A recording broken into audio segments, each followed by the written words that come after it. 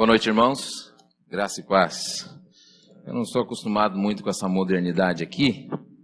Eu prefiro pregar sem microfone, sem nada, embaixo de um pé de pau, lá no sertão. Mas, conforme a realidade, a gente vai se adaptando, né?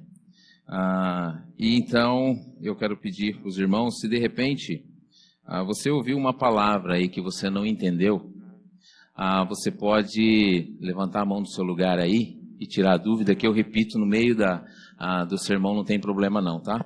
Porque nasci e me criei no Paraná, passei 4 anos no Pará, estudando ali no Seminário Palavra da Vida, e dali do Seminário Palavra da Vida a gente já foi para o sertão, Pernambuco. Então aí de repente a gente aprende algumas palavras diferentes, e aí a gente esquece que está num lugar onde aquela palavra não tem muito significado, né? Então, e aí sai, né? Por exemplo, lá no Pará, égua é comum, né? E lá em Pernambuco, oxe menino, também é comum, né? Então aí muda as coisas. Irmãos, nós estávamos ali no congresso em Curitiba, Colombo, na verdade, congresso do CETIEL. Logo quando a gente chegou ali no congresso, veio um irmão, que eu não me lembro agora, e perguntou: qual é o teu desejo aqui com esse congresso? Aí eu falei: rapaz, encher o tanque. Encher o tanque. Porque às vezes a gente, na posição de pastor, de evangelista, de revitalizador de igreja, de plantador de igreja, de missionário, né, o nome que você quiser colocar aí, a gente chega em certos contextos, em certos lugares, e a gente só dá. A gente só distribui, né? É de segunda a segunda. Lá não tem dia de folga. Não sei se aqui tem dia do pastor tirar folga. Tem, pastor Serginho?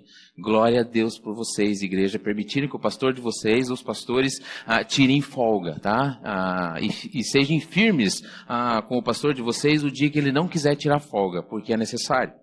Lá a gente não tira folga, é de segunda a segunda. Quando a gente acha que vai tirar folga, bate alguém em casa, e aí a gente tem que gastar horas e horas com essa pessoa. Às vezes tem que sair dali, tem que ir lá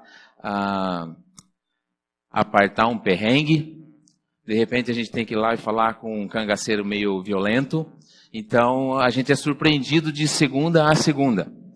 Então quando eu cheguei ali no congresso, eu falei assim: não, meu desejo é encher o tanque. Mas eu não estou com o tanque cheio. E aí o pastor Serginho chega no final do congresso, eu ganhei uma carona de lá para cá, com o Gabriel, e aí ele falou: Erasmo, você pode trazer a mensagem domingo à noite?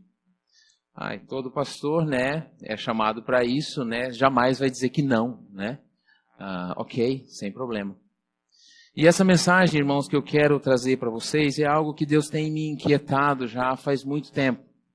E essa mensagem não é para vocês. Essa mensagem é para mim. Porque Deus tem me incomodado nesse contexto de campo missionário, de plantação de igreja. E às vezes a gente cai numa rotina cruel, uma rotina maldita. E aí a gente esquece de muitas coisas. E durante um tempo para cá, uns 6 meses para cá, Deus vem me inquietado e me incomodado. E essa mensagem eu não preparei para a igreja. Essa mensagem eu preparei para mim. E essa mensagem eu preparei há muito tempo, irmãos. Há muito tempo mesmo. Ontem à noite. Quando todo mundo ficou quietinho lá na casa da mãe, né? Todo mundo foi se deitar. Eu deitei, estava friozinha. A mãe arrumou uma cama lá muito gostosa para mim. Eu deitei, já estou desacostumado com frio. Deitei lá e aí veio a incomodação de novo. Erasmo, vamos lá? E aí foi ontem à noite que eu preparei essa mensagem para mim. E eu gostaria de compartilhar com os irmãos essa mensagem que é para mim, não é para vocês. Mas se encaixar no seu coração, na sua vida, você pode tirar proveito. Eu pulei todos os métodos que a gente aprende no seminário, de exegese, de hermenêutica, de estudos, e eu fui para o modo simples.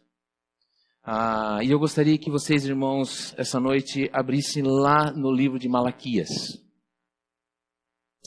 profeta Malaquias.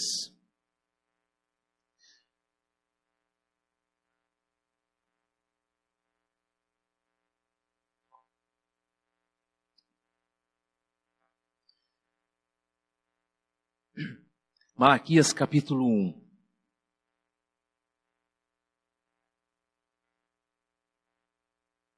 E duas palavras que Deus tem me falado grandemente no meu coração, são duas que nós veremos essa noite durante esse texto. A primeira delas é ingratidão. E a segunda palavra é incredulidade. Uau! Pastor falando que pode estar se tornando incrédulo? Sim. Duas palavras, ingratidão e incredulidade. Malaquias, Zacarias e Ageu, os três últimos profetas menores, se você voltar aí, eles são três livros, três homens que Deus levantou depois que o povo de Israel tinha saído do exílio.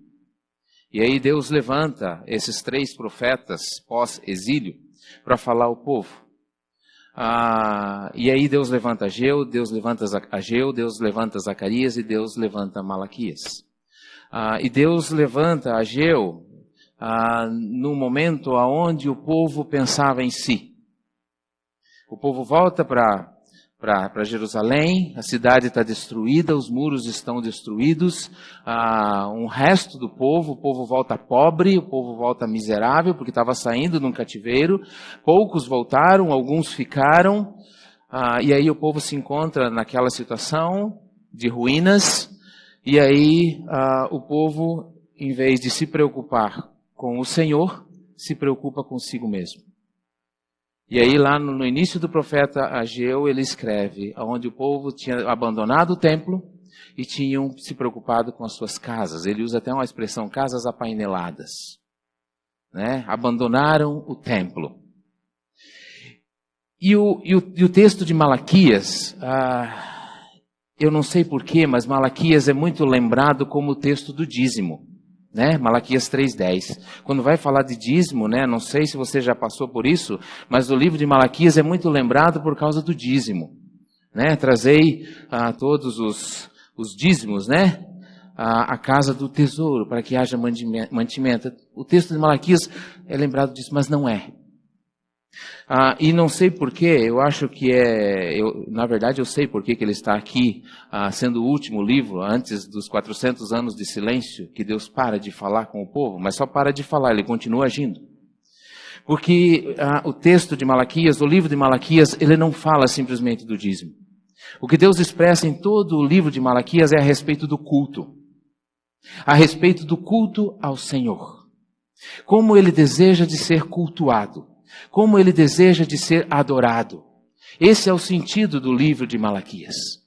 E esse texto, esse livro, eu tenho lido várias e várias vezes e ele tem me inquietado. E eu confesso que eu tenho o desejo de expor ele todinho. E eu estou começando aqui com vocês. Né? Eu estou começando aqui.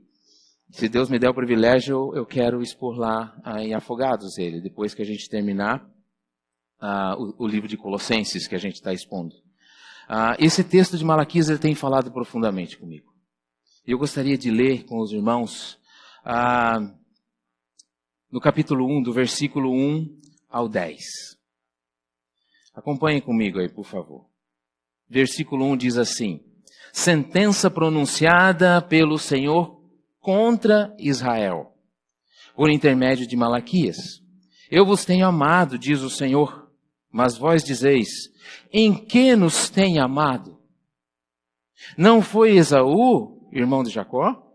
Disse o Senhor. Todavia, amei a Jacó. Porém, aborreci a Esaú e fiz dos seus montes uma assolação e dei a sua herança aos chacais do deserto. Se Edom diz, ou se Esaú diz, fomos destruídos, porém tornaremos a edificar as ruínas. Então diz o Senhor dos Exércitos, eles edificarão, mas eu destruirei. E Edom será chamado terra de perversidade, e povo contra quem o Senhor está irado para sempre. Os vossos olhos o verão, e vós dizeis, grande é o Senhor também fora dos limites de Israel. Versículo 6. O filho honra o pai, e o servo a seu senhor. Se eu sou o pai, onde está a minha honra? E se eu sou o Senhor, onde está o respeito para comigo? Diz o Senhor dos exércitos a vós outros. Ó sacerdotes, que desprezais o meu nome. Vós dizeis, em que desprezamos o teu nome, Senhor? Ofereceis sobre o meu altar pão imundo, e ainda perguntais, em que te havemos profanado? Nisto que pensais, a mesa do Senhor é desprezível. Quando trazeis um animal cego para o sacrificardes, não é isso mal? E quando trazeis o coxo ou o enfermo, não é isso mal? Ora, apresenta-o ao teu governador.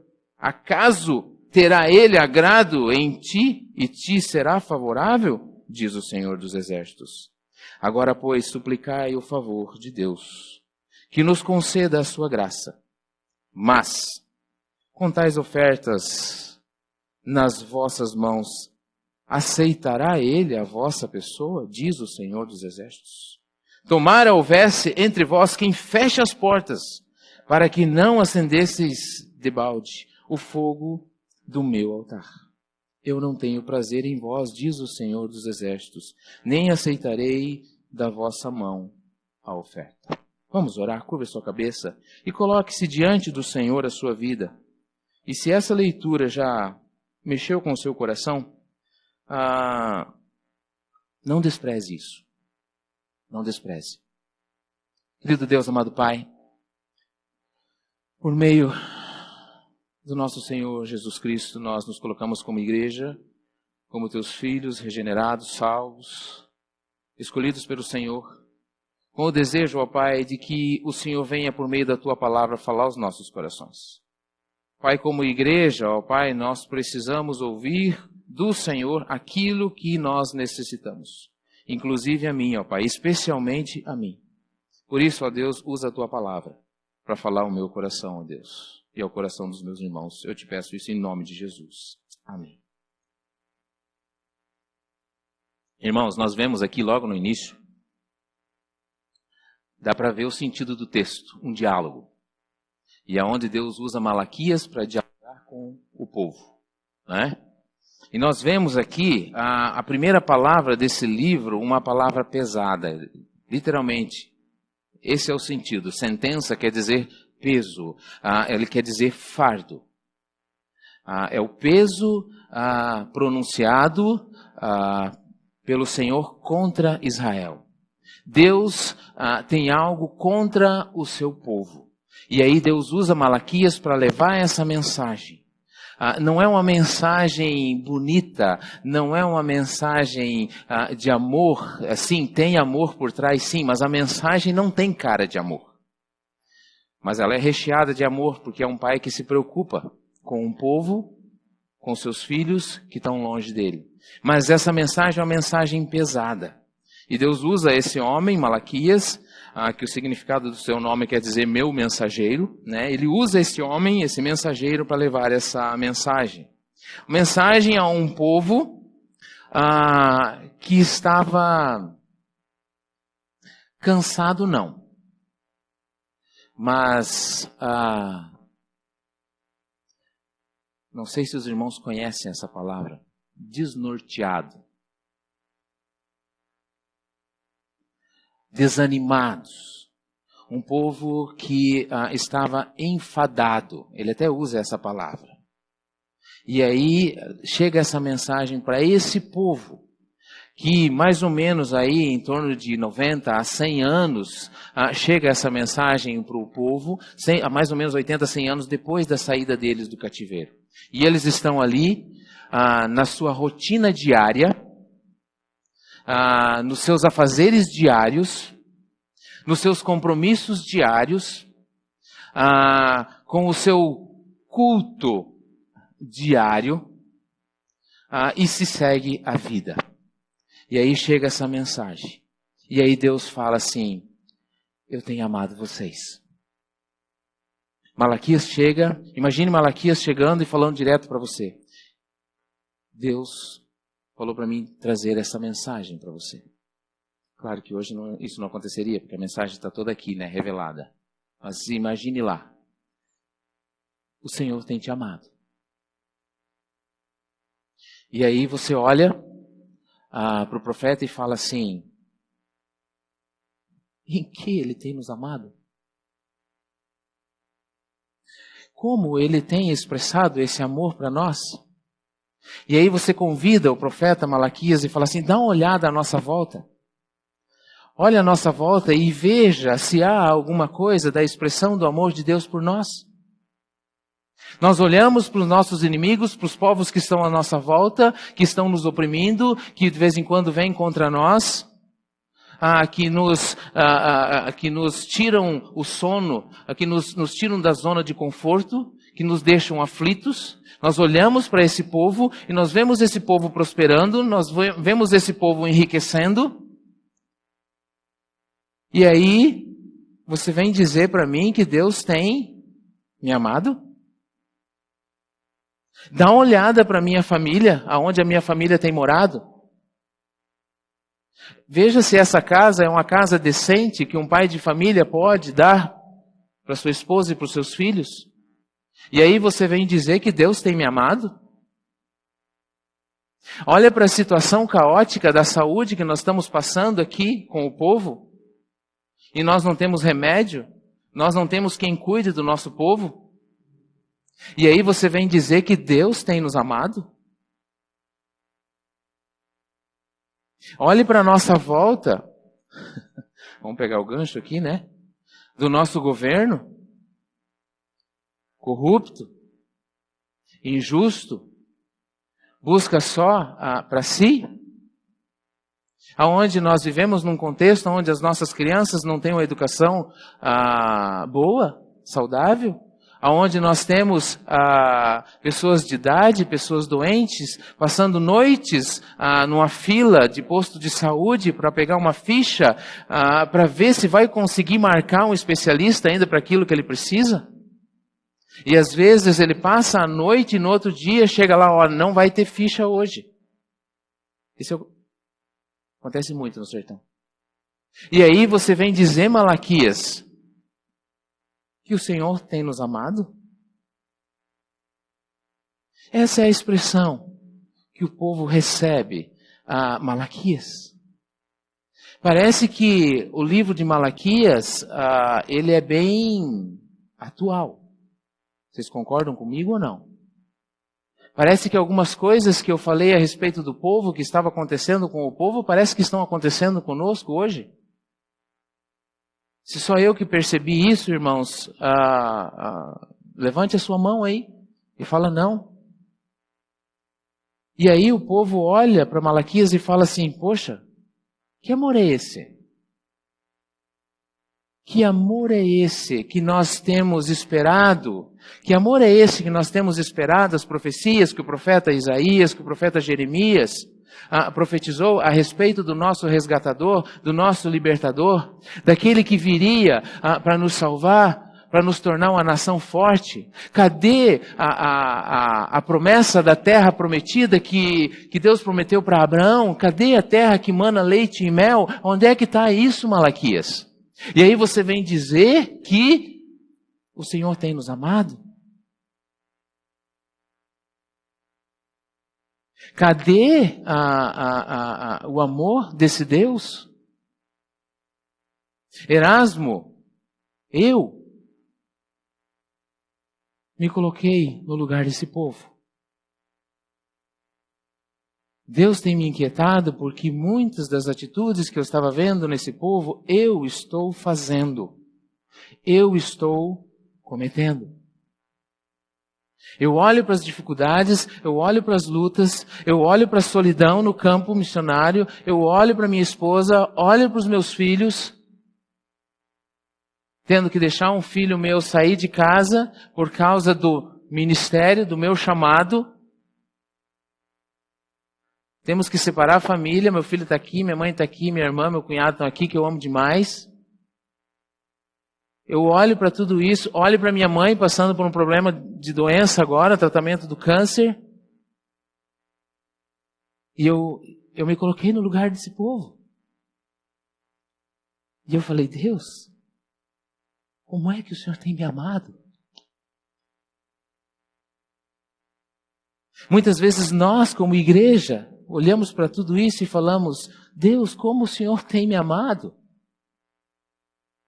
Nós devolvemos essa pergunta para o Senhor com um cinismo, com uma falta de temor, com uma falta de respeito, com uma falta de honra, porque Ele é o Senhor dos exércitos. E eu estava fazendo isso, e ontem à noite, a mensagem que eu tinha preparado, irmãos, era o Sermão do Monte, das bem-aventuranças. O pastor Serginho comentou aqui na escola dominical. Essa era a mensagem que estava na minha mente, preparada para mim trazer para vocês. Mas ontem à noite eu falei assim, não, eu preciso compartilhar com a igreja a sujeira do meu coração, a ingratidão que estava invadindo o meu coração. E que muitas vezes a minha esposa que me pega no pé. Eu não sei se está sendo gravado, mas ela vai ver isso de repente e ela vai falar assim, ele falou de novo. A minha esposa que me pega no pé, que eu amo demais, ela falou, amor, você tem que tomar cuidado no púlpito. Você se abre demais. Você se expõe demais.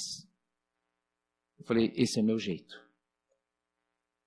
Se Deus quer que eu esconda alguma coisa, não vai ser em púlpito que eu vou esconder. Mas esse era o sentimento que eu estava ontem à noite.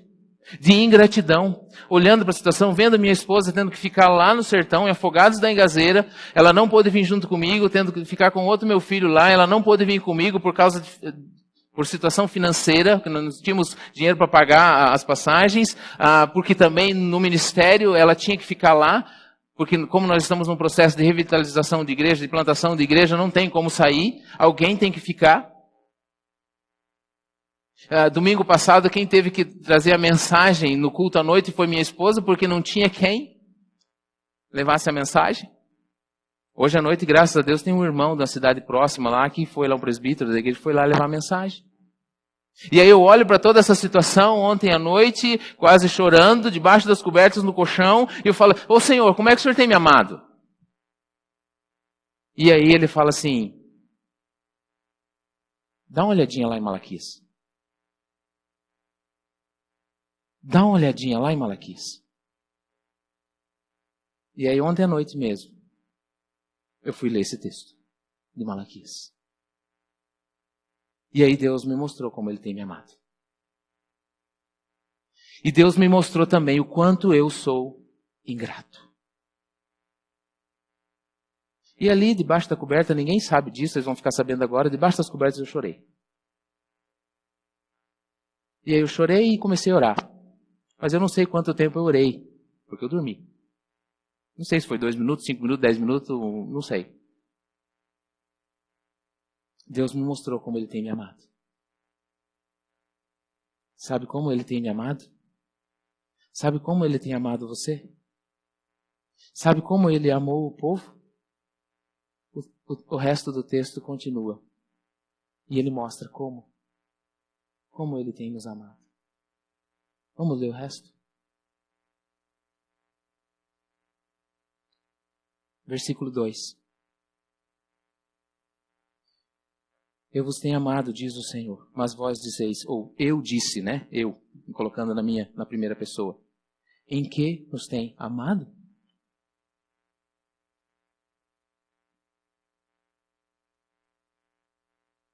Aí o texto diz assim, Deus falando. Não foi Esaú, irmão de Jacó? Lembra dessa historinha? Não foi Esaú, irmão de Jacó? Fazendo uma pergunta. Foi. Ok. Legal. Disse o Senhor. Todavia, amei a Jacó. Porém, aborreci, ou não amei, a Esaú. Aqui o Senhor me mostrou como Ele tem me amado. Aqui o Senhor mostra para o povo como Ele tem nos amado. Quem é que eu escolhi?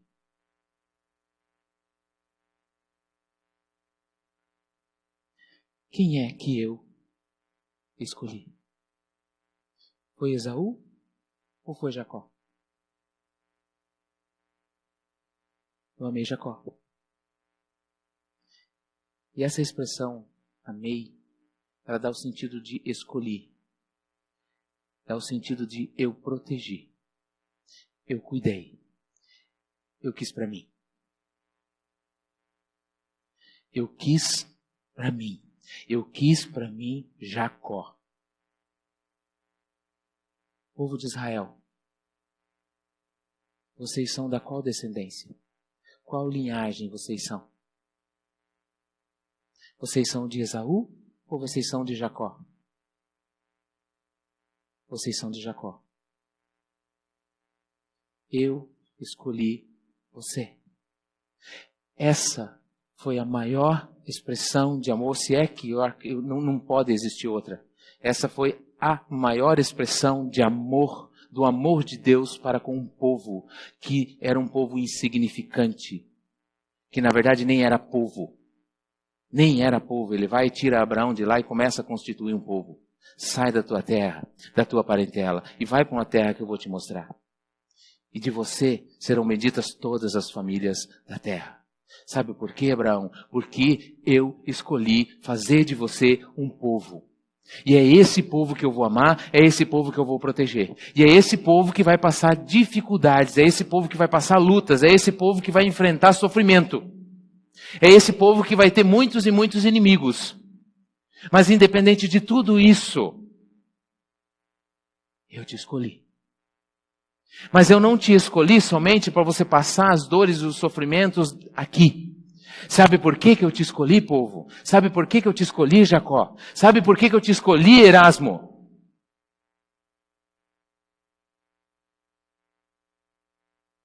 Porque eu amo você. E eu quero você bem pertinho de mim. Não somente aqui nesta terra, mas na eternidade. Essa é a maior expressão de amor que Deus dá para um povo ingrato. Essa foi a resposta que Deus me deu a respeito da minha ingratidão para com Ele. Erasmo, eu te escolhi. Você vai passar lutas? Vai. Você vai passar sofrimentos? Vai. Você vai chorar? Vai. Claro que vai. Vai sim. Mas o melhor está te esperando. Porque olha só o que o texto continua. Aqueles que eu não amei, aqueles que eu não escolhi, aqueles que eu não quero perto de mim, olha o que aconteceu. Porém aborreci a Esaú e fiz dos seus montes uma assolação e dei a sua herança a quem?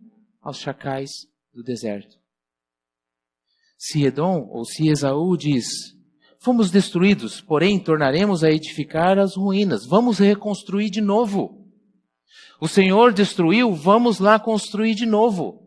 Nós somos um povo teimoso, nós somos um povo valente, vamos lá reconstruir de novo. Mas olha o que o texto fala. Porém, então diz o Senhor dos Exércitos, eles edificarão, mas eu destruirei de novo.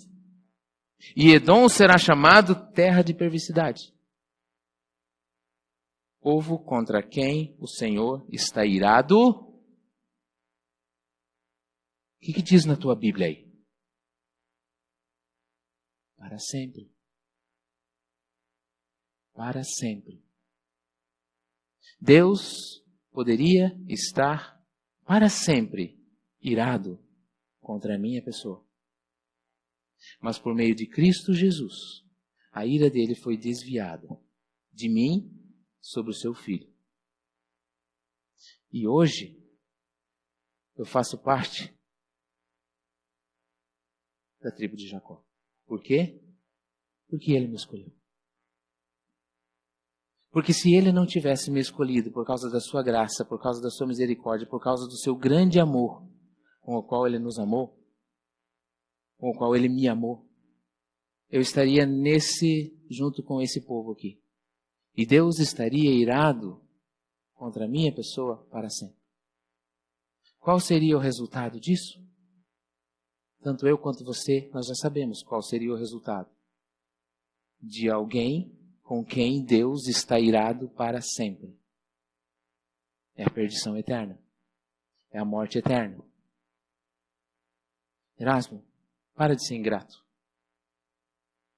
Para de chorar. Para de reclamar. Você quer presente maior que esse?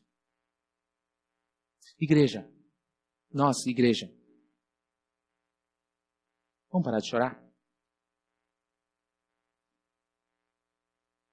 Vamos parar de reclamar? Tá difícil? Tá.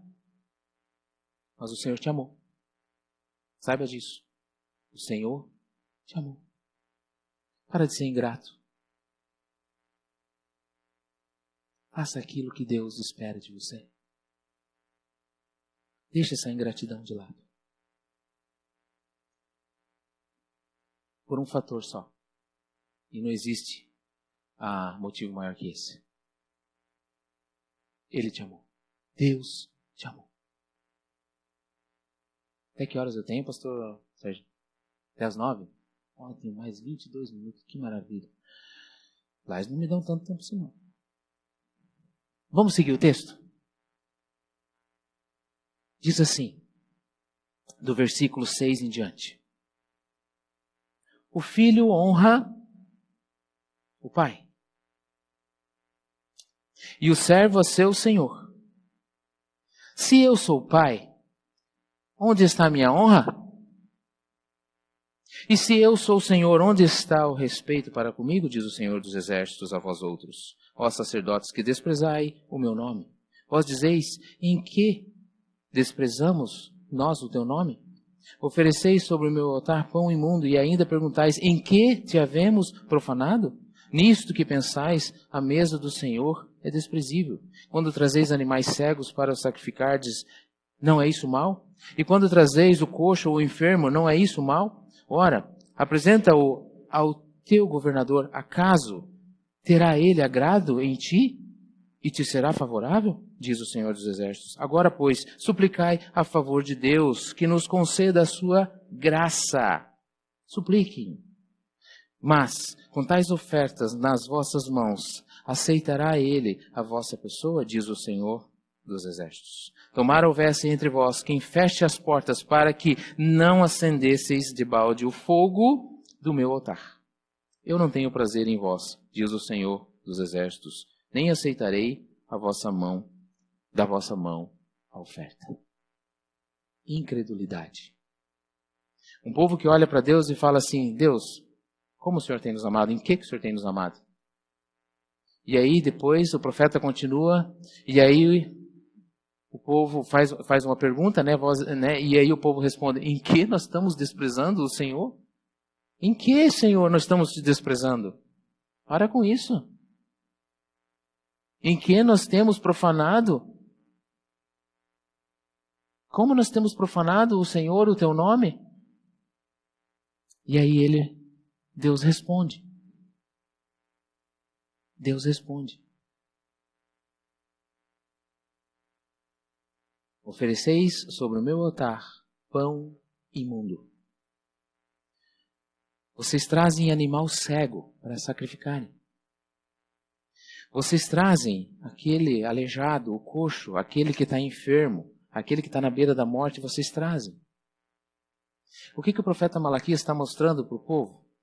A respeito da ingratidão aqui que o povo estava colocando diante do Senhor. Ingratidão não, a incredulidade. A respeito da incredulidade. Vocês trazem o pão mofado. O que é pão mofado? Você já teve pão mofado em casa? O que você faz com o pão mofado?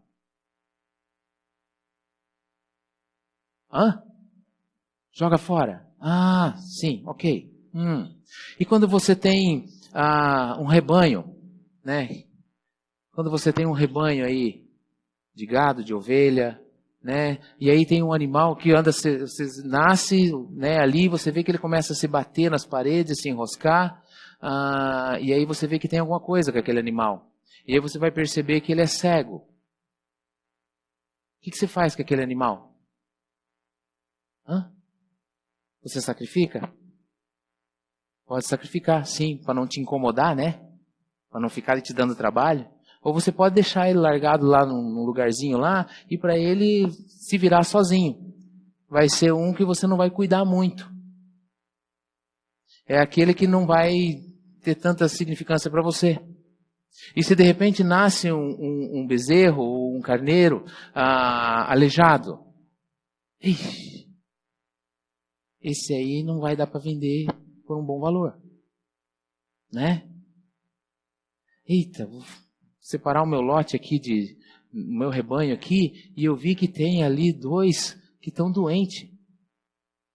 O pelo dele não está muito legal, está meio arrepiado, fica para trás dos outros, não come direito, está doente. Vai vir o cara comprar aqui o meu rebanho e ele não vai querer aqueles ali. Fica de lado. O que Deus estava falando para o povo por meio do profeta Malaquias? Vocês vêm e vêm oferecer para mim o que sobra. Vocês estão oferecendo o que sobra. E do contrário, o que é que eu tenho pedido para vocês desde o início? Eu tenho pedido as primícias. Eu tenho pedido o melhor. É isso que eu quero de vocês? E é trazendo o enfermo, é trazendo o pão que você vai jogar fora, é trazendo o aleijado para o templo. É dessa forma que você demonstra gratidão por tudo aquilo que eu tenho feito por você, pelo amor que eu demonstrei por você. É essa forma, povo de Israel, que vocês vêm trazer e demonstrar gratidão, trazendo sobra. Era isso que o povo fazia. O povo tinha desprezado o culto. O povo tinha desprezado os sacrifícios. O povo tinha desprezado as ordens do Senhor, que deveria ser um macho puro, de 1 ano, bem saudável, ou seja, o melhor. Aquele que você, quando nasce, você vê aquele animal, uau, esse aqui vai dar muito bonito. Aí você separa aquele animal, você separa ele e você cuida, você trata. É como hoje, trazendo para os nossos dias, é um animal de estimação. Você traz para dentro de casa e você cuida esse animal, você se apega a esse animal, você tem amor por esse animal. E aí é esse animal que quando der 1 ano você vai levar ao templo para sacrificar. E aí você vai sentir dor no teu coração. Porque está sendo sacrificado algo que você cuidou, algo que você demonstrou amor, algo que significava para você. E aquilo ali vai fazer com que você lembre que ele está tomando o seu lugar. Que na verdade, quem tinha que estar ali era você. Demonstrando aquilo que Cristo ia fazer por nós e por este povo futuramente. E aí vocês vêm para o templo com a sobra. Vocês me cultuam, vocês dizem que são gratos a mim com a sobra do seu tempo. Né? Vocês dizem que vocês me adoram com todas as forças. Eu lembro que lá em Benevides, no dia da igreja perseguida, não sei se os irmãos têm um tempo especial a respeito do dia da igreja perseguida, mas lá em Benevides, na igreja que a gente fazia ministério, os irmãos nunca mais me chamaram para fazer parte de teatro, de nada. Nunca mais, depois daquele dia. Eles pegaram e iam fazer o dia da igreja perseguida e tal, e queriam fazer uma encenação de como aqueles irmãos sofriam lá, né, nos países perseguidos. E aí a esposa do pastor veio, fazia estágio lá, seminarista, né, seminarista tem que fazer tudo, né, se vira. E aí a esposa do pastor veio e falou assim, nós precisamos fazer isso, tem jeito. Aí eu sou meio doido mesmo. Sabe? Eu falei, não, deixa comigo, eu conheço um cara aqui que vai arrumar umas armas para nós e daí vai dar bem certo. E aí nós tínhamos umas armas de paintball no seminário. E, gente, tirando aquele negócio lá do gás, das bolinhas, é uma metralhadora preta, um negócio bonito assim, sabe? E eu falei com ele, você me empresta? Empresto, claro, beleza, sem bolinha, só com gás. E dá uns tiros legal. E aí, combinado lá e tal, eu e um outro rapaz, daí eu me encapuzei, botei boné, óculos escuro, o outro rapaz colocou uma camisa do Corinthians, de boné. É sério, gente. É sério, não estou mentindo não, ele estava com a camisa do Corinthians, tá? É sério. Eu tenho foto que prova. Colocou a camisa do Corinthians. E aí nós esperamos. E daí ela falou assim, quando nós estivermos lá em cima e cantando aquela música, tudo entregarei, né? E aí vocês entram, quando a igreja estiver com as mãos levantadas, naquele momento de adoração, assim, daquele momento de entrega, né? Estou entregando tudo, aí vocês entram. Rapaz,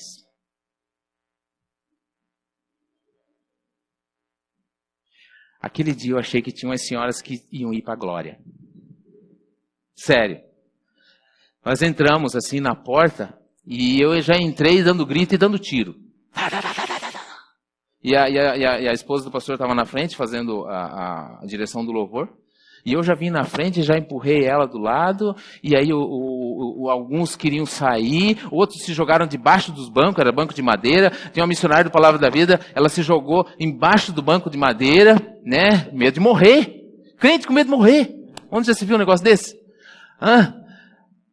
E aí o irmão fechou a porta lá, ninguém saiu, e daí tinha um irmão, mais ou menos ali onde ele estava sentado, no último lugar, assim, forte, né, um cara meio bombado, assim, né, tipo o pastor Gabriel, e aí, bonito, tá, é um elogio, e aí ele deu uma olhada pro cara que estava do lado dele, porque eles acharam que era um negócio mesmo, assalto, né, e coisa assim, ele deu uma olhada assim, e quase que o meu colega lá apanha dele, porque ele falou assim, quando eu fui levantar para dar uma no cara, e ele ia derrubar, uma só. Aí eu olhei assim e conheci. Quando ele foi levantar para, né, dar um supapo no cara, ele conheceu. E aí ele sentou no lugar, daí que ele viu que era a encenação. E aí ali eu continuei, o pastor travou na cadeira da frente, que ele tinha que fazer parte da cena. Eu ia falar, quem é o responsável por aí? Quem é o responsável por aí? O pastor travou. Ele travou, não, sabe? De tão nervoso que ele ficou da cena, ele travou.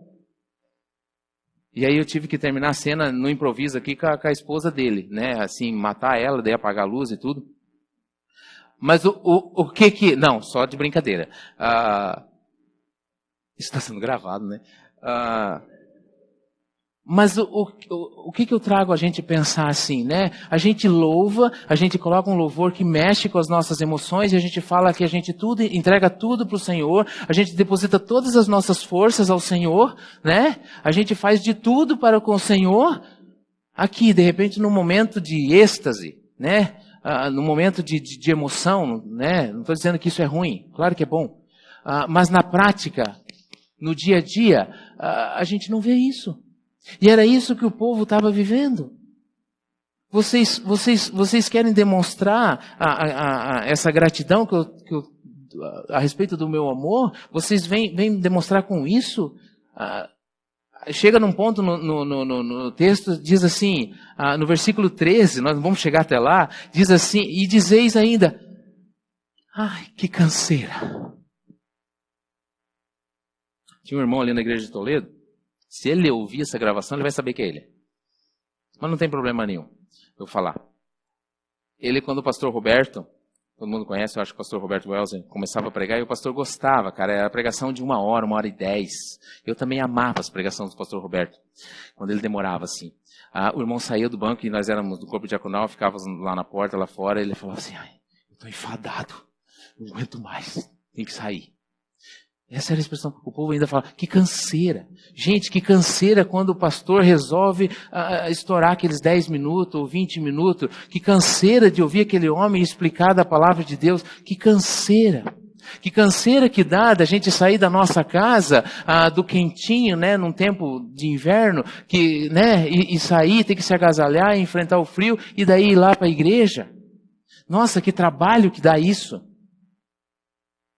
E aí a gente fala, né, quando a gente está junto aqui no momento de louvor, que entrega tudo ao Senhor, que vai fazer de tudo para o Senhor, né? E aí quando Deus chama assim o cabra para ir lá onde o Luiz Fernando tá, lá em Madagascar, que o negócio lá não é bonito não, é bem mais bonito do que onde eu tô, né, para não dizer o contrário, né? Ou quando Deus chama, tem que fazer isso lá em tal bairro. Preciso de você para fazer isso. Falei, poxa, não, hoje não dá. Eu tenho que estudar. Não dá, eu tenho que ficar com a minha esposa. Faz 2 meses que eu não saio com a minha esposa. Eu preciso sair com a minha esposa, pastor. E é exatamente nesse dia, pastor, que eu vou sair com a minha esposa. O cara ficou 2 meses. No dia que o pastor chama ele para trabalhar, fazer alguma coisa, ele vai sair com a esposa. Se ele sair, tudo bem. Beleza. Que canseira. Que canseira que dá de servir ao Senhor. Nossa, que canseira que dá de testemunhar do Senhor aonde eu trabalho, na escola, com as pessoas que estão à minha volta. Nossa, eu tenho que parecer certinho, isso dá uma canseira. É esse tipo de adoração que as pessoas, o povo de Israel estava vivendo naquele momento. E aí Deus fala, vocês vêm me adorar com as sobras do seu tempo, com as sobras das suas forças, com as sobras dos seus dons. Gente, você sabia que foi feita uma pesquisa aqui nas igrejas do Brasil? A igreja que tem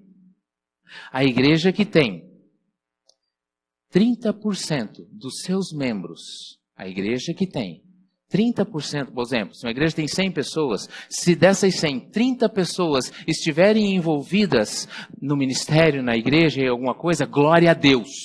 É uma igreja abençoada. Foi feita uma pesquisa nas igrejas do Brasil, 30%, a igreja que alcança 30% das pessoas, dos membros, que põem arregaça as mangas e vai trabalhar, essas são igrejas abençoadas. Tá, mas e os outros 70%? Cadê os outros 70%? Estão cansados. É essa a gratidão que Deus espera de você e de nós? Eu falei, Senhor, eu estou cansado. Está cansado do que, Erasmo? Tu tem saúde. Tu tem o arroz e feijão. Tu tem uma família, tu tem esposa que te atura. Pela graça do Senhor. E aí você vem falar, o que falta? Você tem uma esperança maravilhosa na eternidade que eu te prometi, é tua, e ninguém vai tirar de você. Está cansado do quê? Bora trabalhar. Né? Dons e talentos. A igreja está sentada. A igreja no Brasil é uma igreja que gosta de ficar sentada. Vocês sabem, irmãos, qual é a igreja que mais cresce? Qual é a região onde a igreja mais cresce? Acho que os irmãos sabem, né? Eu preciso responder? Vocês sabem qual é a região onde a igreja mais cresce? Onde ela é perseguida. Coreia do Norte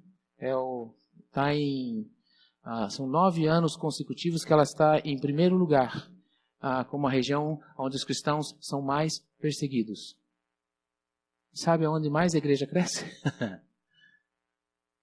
Coreia do Norte. Parece que há uma contradição, né? Nós, com toda a liberdade que nós temos, a igreja está apática, não cresce. Onde há perseguição, a igreja cresce. Estranho isso, né? Será que para a igreja crescer tem que vir perseguição? Será? Que canseira. Que canseira. Com os nossos bens. Poxa, amor, tem que levar aquela irmã lá no sítio, tem que pegar a estrada de chão, buraco, poeira, para lá no sertão é poeira. E detalhe, ela vai ir com os 5 filhos. E eu mandei lavar o carro hoje cedo.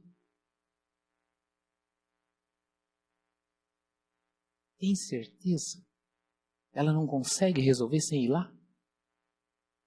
Não, tem que ir. Isso dá um trabalho, né? Servir o Senhor com os nossos bens. Servir o Senhor com tudo que a gente tem. Dar o melhor para o Senhor. Para expressar a gratidão que realmente Ele merece. Tudo isso que eu estou falando para vocês, irmãos, aqui, Deus falou comigo ontem à noite. Eu não estou nem olhando para essas minhas anotações aqui. Ingratidão. Ingratidão, povo ingrato. Vocês vêm me cultuar com as sobras.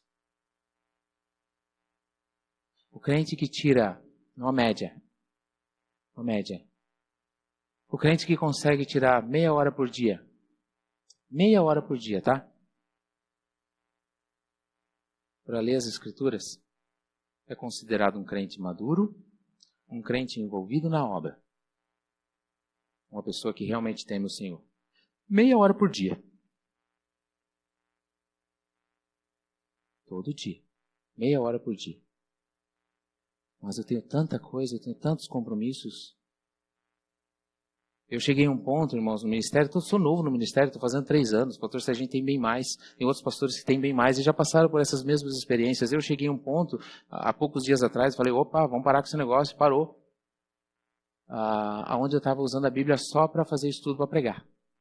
Eu não estava usando a Bíblia para mim. Falei, parou, acorda, a Bíblia é para mim. Em primeiro lugar é para mim. Depois eu vou levar a mensagem para os outros. Deus quer o melhor de nós. Deus quer o melhor de nós. E esse melhor de nós vai expressar a gratidão que realmente Deus merece por aquilo que Ele fez por nós. Para com o povo, Ele escolheu. Para com nós, Ele também nos escolheu, mas por meio de Cristo Jesus. Por meio do sacrifício perfeito do Cordeiro de Deus que tira o pecado do mundo, que é Cristo Jesus. Por meio de Cristo Jesus, Ele nos escolheu. Por meio de Cristo Jesus, Ele nos chama. Por meio de Cristo Jesus, nós seremos glorificados.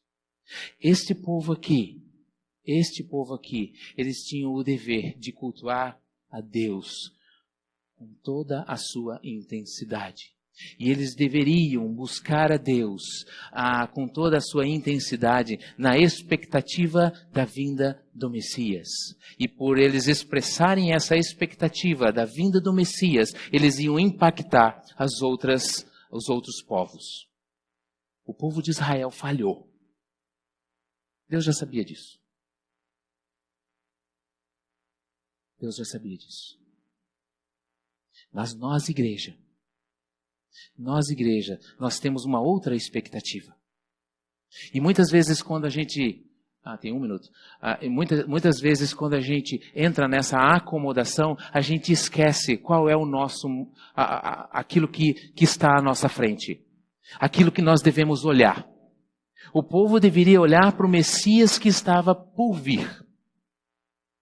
E cultuar a Deus da forma que Deus tinha deixado para eles cultuar. E nós, igreja, o que nós temos que fazer? Olhar para o Messias também. Para que ele volte logo. E nessa sede por esse Messias voltar logo, a gente vai começar a cumprir Mateus 24:14. A gente vai começar a falar de Jesus. A gente vai evangelizar. A gente vai sair do lugar. Porque nós temos sede que o Messias volte. Qual foi a última vez que você orou pedindo para Jesus voltar? Não precisa responder.